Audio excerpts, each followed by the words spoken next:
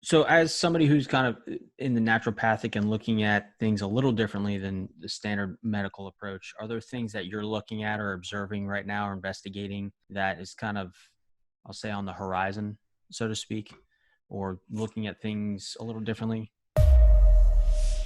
I think a lot of what I do is already that, right? The regenerative injections, the peptides, those types of things. A lot of the MDs across the country don't know about peptides. There's probably only a few thousand practitioners across the various specialties and types of physicians and practitioners that actively utilize peptides with their patients and things like that. And so those are the big things. I'm always trying to figure out new ways to help patients with chronic pain. And so sometimes that's going back to the basics with stuff. And so the last kind of 6 months I've really been diving in deeper onto the nutritional side of helping patients to heal, not necessarily with what diet to eat or whatever, but more like what vitamins and minerals become depleted in patients who are in chronic pain, and what strategies can we use to improve that, and sometimes even not have to do injections, and other times to use it in conjunction with injections and things like that.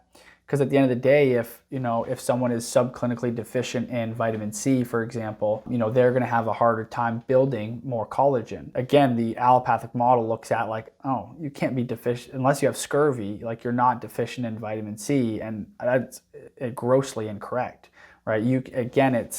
There is this state of disease, which is scurvy, and then they think that if you don't have scurvy, you are healthy. And there's this huge gray box in between where a lot of people are going to be deficient in vitamin C.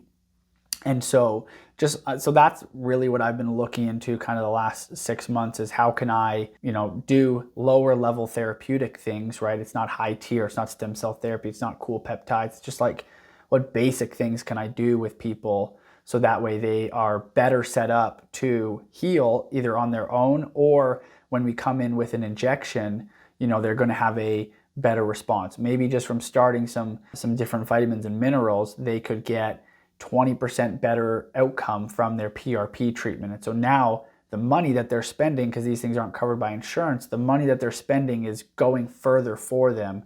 And that's kind of what excites me and what I'm really diving into lately.